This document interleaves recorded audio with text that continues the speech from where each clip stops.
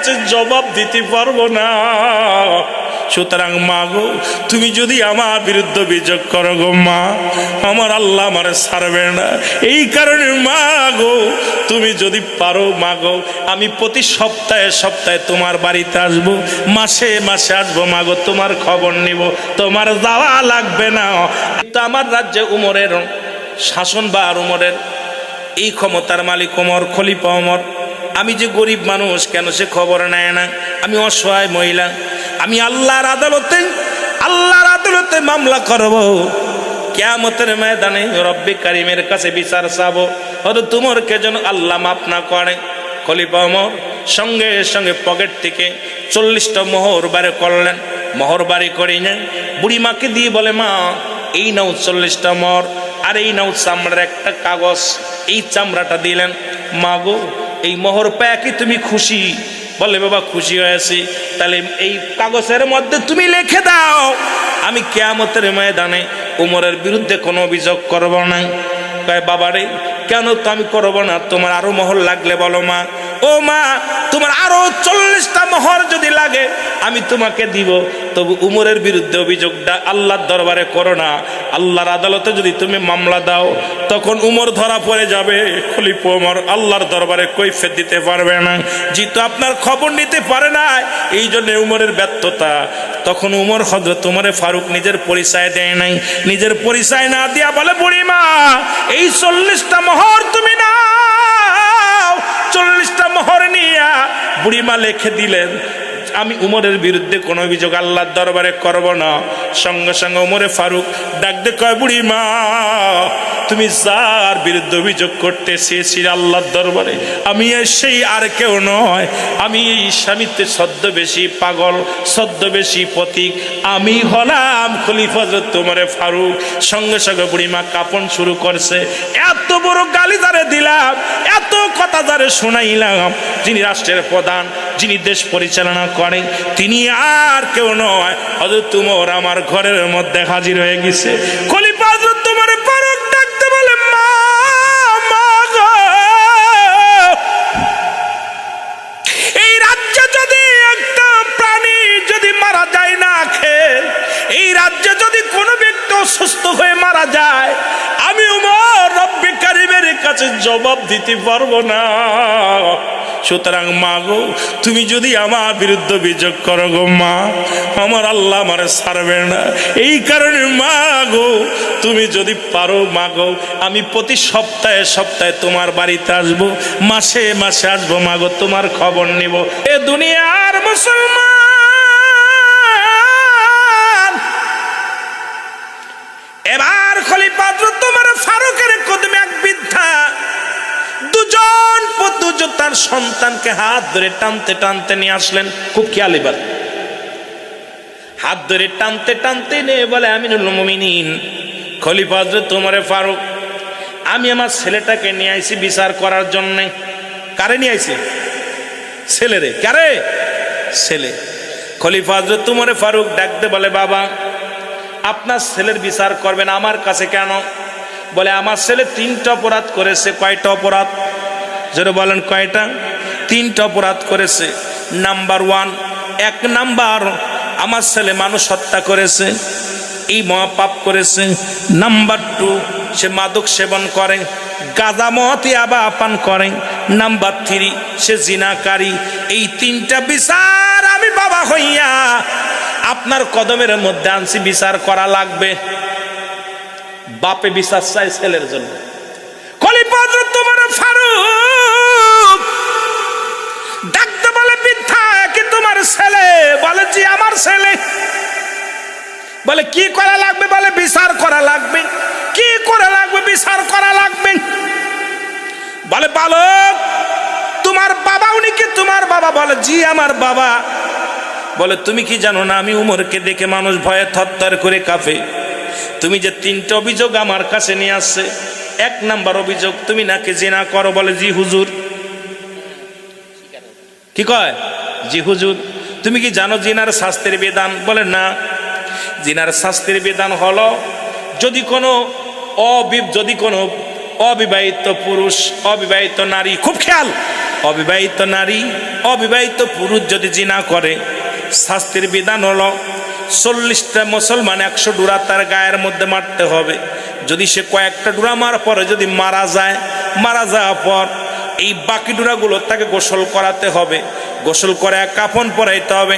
কাফন পরানোর পর এরপরে তারে কি করতে হবে, কবর দিতে হবে। কবর দেওয়ার পর বাকি যে বেতের আঘাতগুলো থাকবে কবর উপরে তারে বেতের আঘাতগুলো করতে হবে। এটা হলো ইসলামের বিধান। যুবক শুনে নাও, আজ তোমার ফারুক ডাকতে বলে, যুবক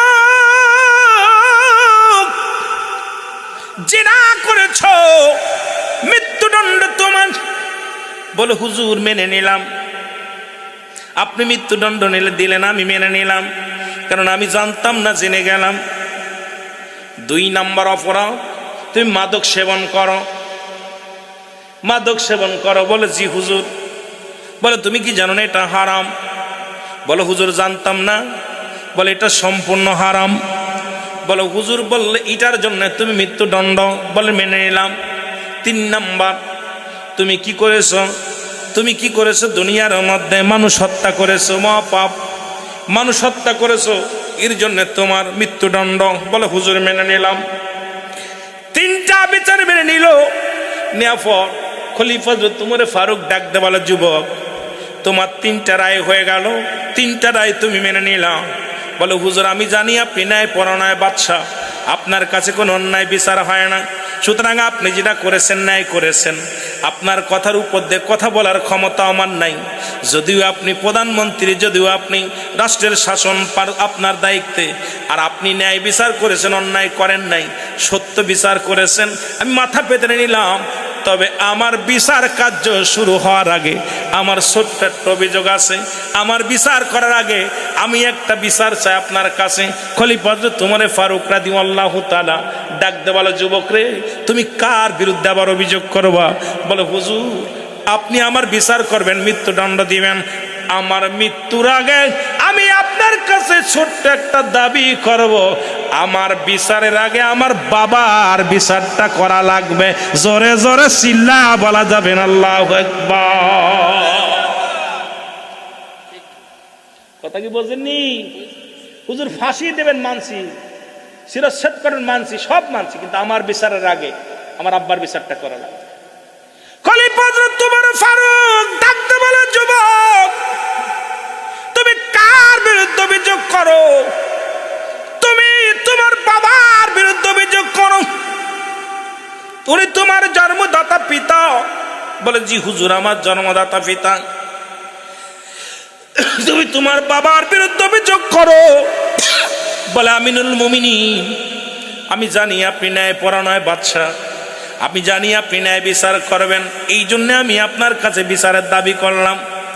আপনি বিচারটা করবেন কি করবেন না আপনার ব্যাপার।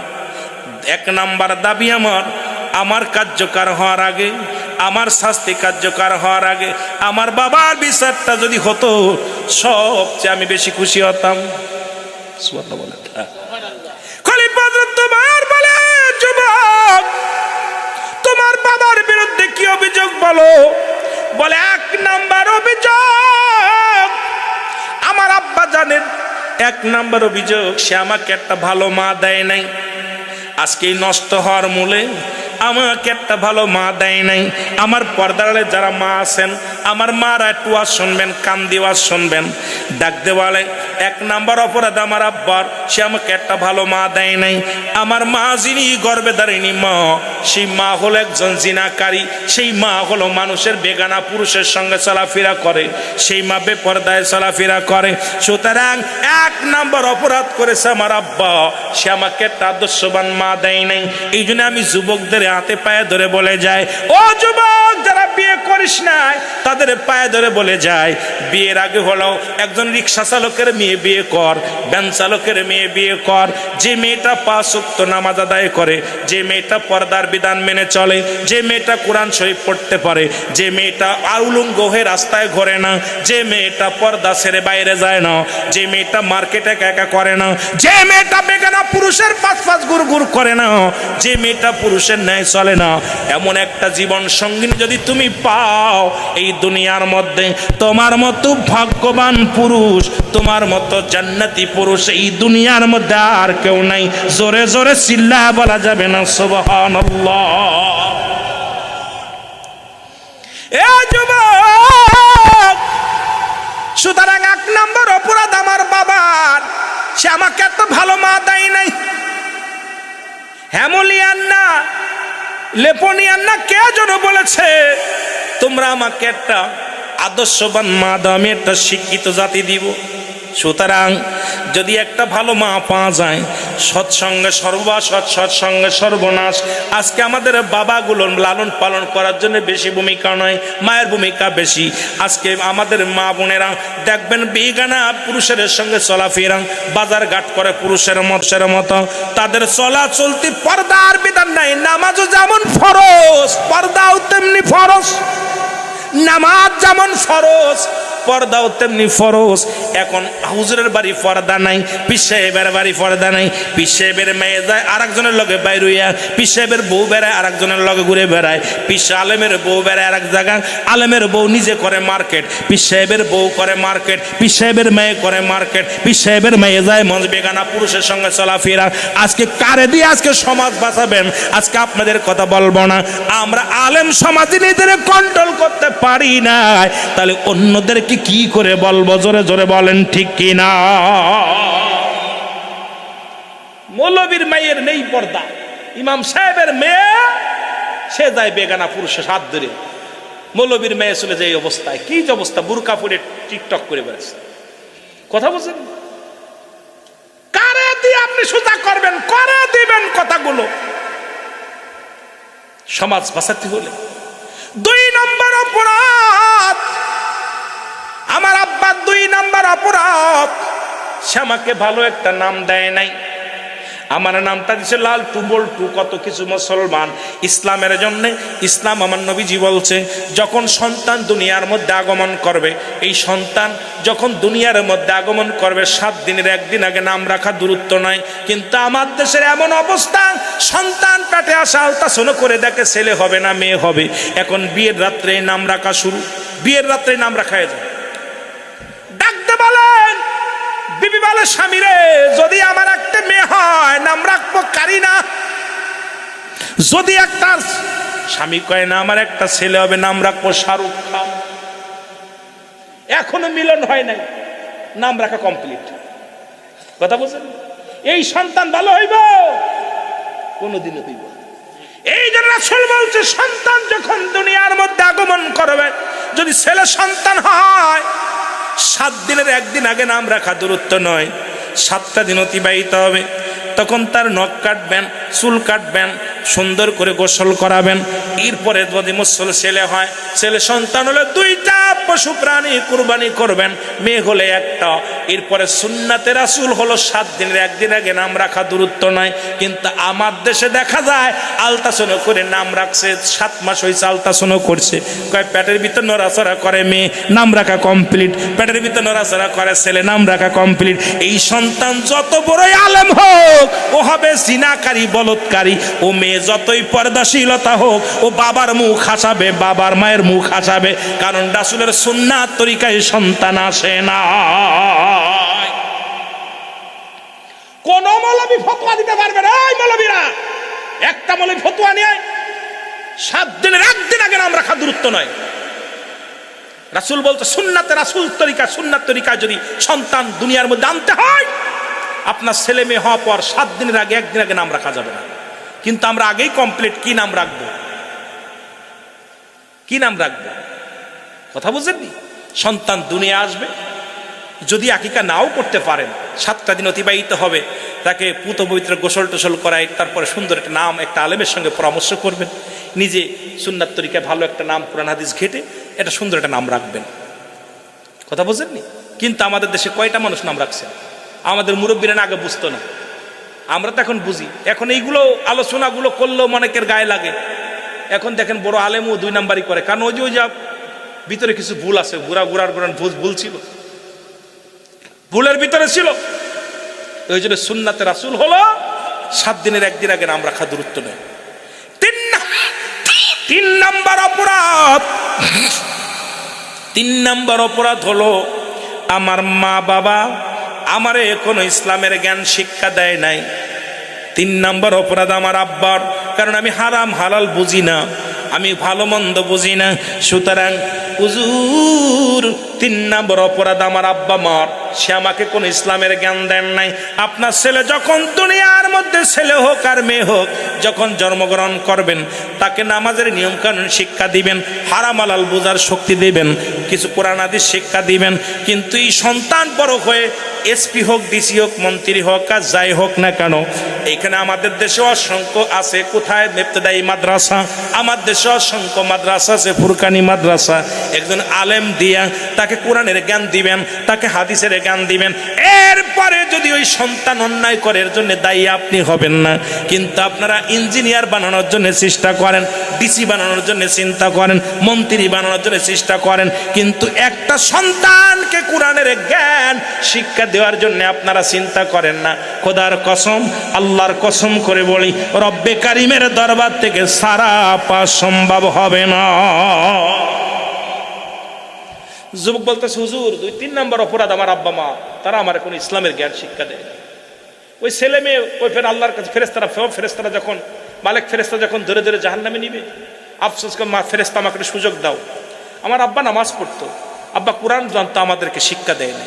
আব্বা মা আসুক, আব্বা মা যখন সামনে আসবে বুকের ভিতরে লাথি মারবে, বাপ মা বুকে লাথি মেরে সন্তান জাহান্নামে চলে যাবে।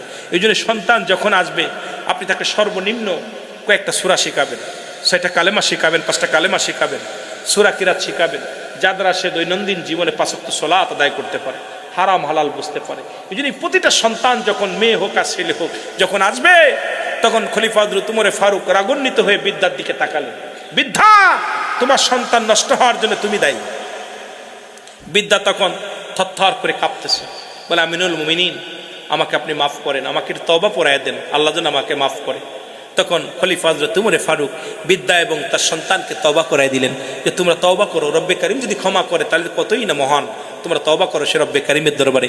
এই জন্য আমাদের যাদের সন্তানাদি এখনো যারা বিয়ে শাদী করছেন বা করেন নাই, অনুরোধ করব সন্তানাদি যখন আসে, এই যারা বিয়ে করেন নাই, 1 নাম্বার চিন্তা থাকবে আপনাদের মাথায় যে একজন ভ্যান চালক, রিক্সা চালক যাই হোক না কেন, এই জন্য 5টা গুণের গুণান্বিত নারী বিয়ে করতে বলছে। কয়টা নারী? জোরে বলেন কয়টা? আরো জোরে বলেন কয়টা? 1 নাম্বার গুণ হলো, 1 নাম্বার গুণ ভালো করে খেয়াল করবেন, সতীত্বর আমানতদারি। 1 নাম্বার 5টা গুণের গুণান্বিত নারী বিয়ে করতে বলছে ইসলাম। তার মধ্যে 1 নাম্বার হলো সতীত্বর আমানতদারি। আমার দেশে সতীত্বর আমানতদারি কয়টা মেয়ে আছে জানি না। খালাতো ভাই, মামাতো ভাই সর্বনাশের মূল। যেটা বলেন ঠিক কিনা? খালাতো ভাইয়ের মুখ দেখা হারাম, মামাতো ভাইয়ের মুখ দেখা হারাম, চাচাতো ভাইয়ের মুখ দেখা হারাম, ফুফাতো ভাইয়ের মুখ দেখা হারাম। হারাম হারাম হারাম। কোন মৌলবী যদি হালাল বলে, আমি তাকে সামনে দেখতে চাই। কোন মৌলবী আসেন, আসেন, চলে আসেন। কারণ শরিয়াতের দৃষ্টিতে খালাতো ভাই, মামাতো ভাই, চাচাতো ভাই, যেটাতো ভাইদের চেহারা দেখা হারাম। কিন্তু আমরা এই যে এই যে ঈদ চলে গেল, খালাতো ভাই রাত ধরে নিয়ে চলে যাচ্ছে, মামাতো ভাই রাত ধরে চলে যাচ্ছে, ফুফাতো ভাই রাত ধরে চলে যাচ্ছে, যাদের সঙ্গে দেখা দিয়ে হারাম, দেওরের মুখ দেখা হারাম। এগুলো যদি আমরা বলি, তাহলে এখন ইসলাম যদি বলি, খালি মাজারের বিরুদ্ধে লাগেন আর খালি দরবারের বিরুদ্ধে লাগেন আর হলো পীরেদের বিরুদ্ধে লাগেন। কয়টা ফতোয়া দিচ্ছেন হুজুর, ভালো করে শোনেন। আজকে বেগানা নারী চেয়ারা লয়া টানাটানি করতেছেন, যা শুরু করছেন সব, এগুলো জবাব দেবেন কেমনে করে? খালি পীরেদের বিরুদ্ধে লাগেন, আপনাদের কাজ হলো খালি পীরের বিরুদ্ধে লাগা, আমার বলি আল্লাহদের সাধক ব্যক্তির পিছে লাগা। এটা আমাদের দেশের অবস্থা হলো খারাপ।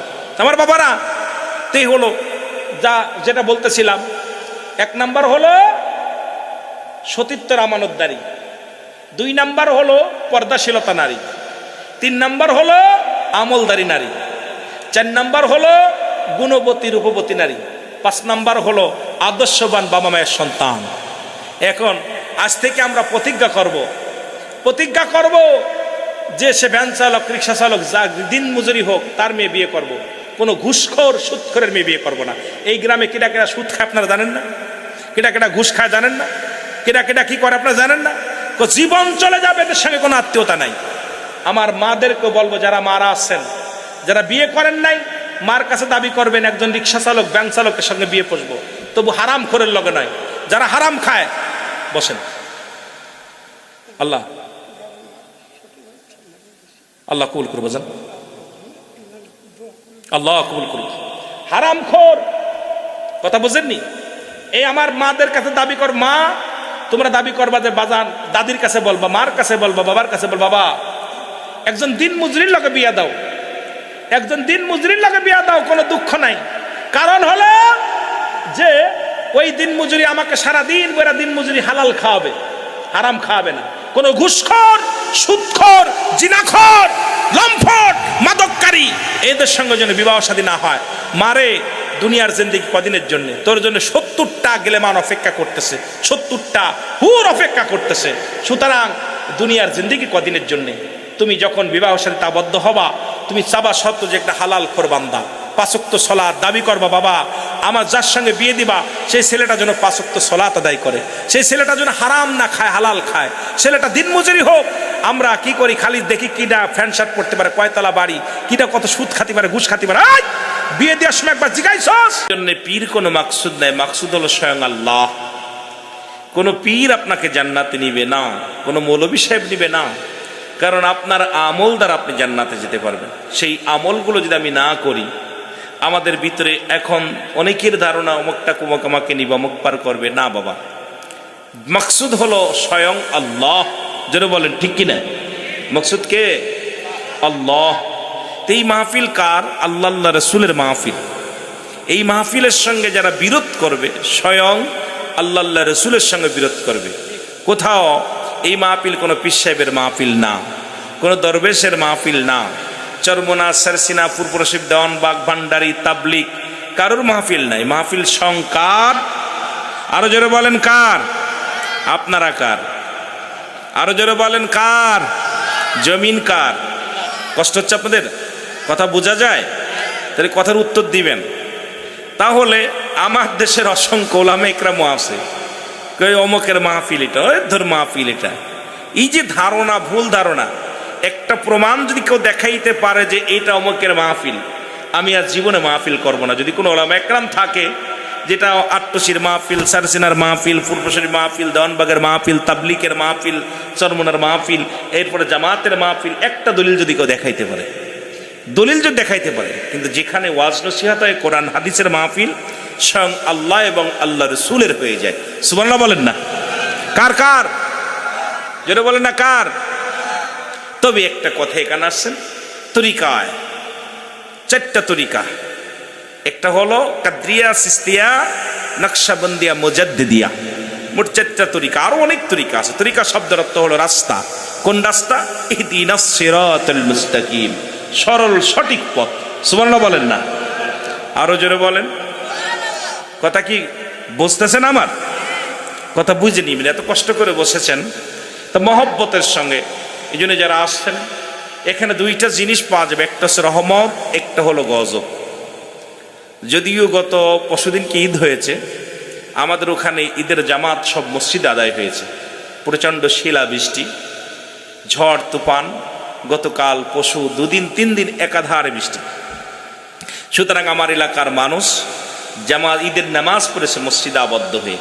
তারপরেও দেখছি বিকেলবেলা বৃষ্টির ভিতরে ফোটে ফোটে বৃষ্টি পড়তে, তার ভিতরে নারী পুরুষ রাস্তায় গান বাজনা বাজাইতেছে, আড্ডা মারতেছে। আল্লাহর প্রতি তাদের ভয় নেই, সারা বছর রোজা রাখছে, কিন্তু তারা কি করছে দেখলাম রাস্তাঘাটে অশ্লীল বেহায় অবস্থায় চলাফেরা করতেছে। এখানে কোনো মানুষের নজর নেই, নজর আছে মাহফিল ঠেকাও। জোরে বলেন ঠিক কিনা? এক শ্রেণী আছে না, মাহফিল ঠেকাও। কিন্তু এই যে রাস্তায় অবাধ মিলামিশ, অবাধ চলাফেরা করতেছে, এখানে কোনো ফতোয়াও নেই, কোনো আলেমও যাচ্ছে না। বড় কষ্ট এখানে।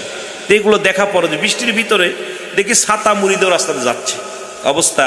আসতে পথে দেখলাম আপনাদের যে নতুন রাস্তা, রেল লাইন রাস্তা, একদম খোদার কসম করে বলি, যদিও কসম করা ঠিক নাই, আসতে পথে অসংখ্য নারী পুরুষ রাস্তার উপরে চা খেতে, আড্ডা মারতেছে। কি অবস্থা আসার সময় দেখলাম, পুরো পুরো রাস্তাঘাট ভরে গেছে নারী পুরুষ, মাথায় কাপড় নাই, গায়ে কাপড় নাই, এদের অবস্থা।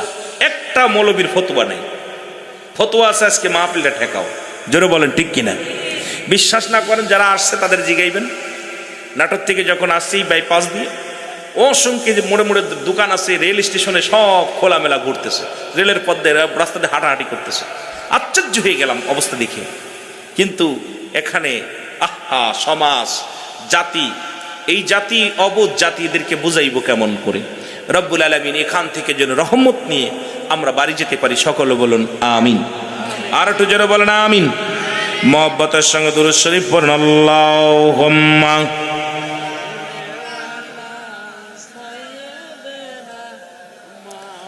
মাওলানা মুহাম্মাদ ওয়ালা সাইয়্যিদিনা এই দুনিয়ার মুসলমান গভীর মনোযোগ।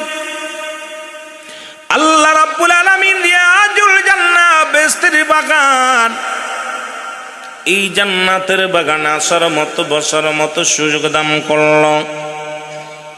এ সময় কত মানুষ জেলখানায়, কত মানুষ হাসপাতালে, কত মানুষ মৃত্যু শয্যায় সজ্জিত। রব্বুল আলামিন জেলখানায় নেন নাই, হাসপাতালে নেন নাই, পৃথিবীর কোনো নোংরা খানায় নেন নাই। সুন্দর পরিবেশ, সারাদিন কর্ম করে, এলাকার মানুষগুলো কর্মজীবী। এই মানুষগুলো রব্বুল আলামিন জান্নাতের বাগানে আসার মতো বসার মতো সুযোগ দান করে দিল। সেই রব্বে কারিমের দরবারে উচ্চ কণ্ঠে আওয়াজ দিয়ে আর একবার বলেন আলহামদুলিল্লাহ। এ দুনিয়ার মুসলমান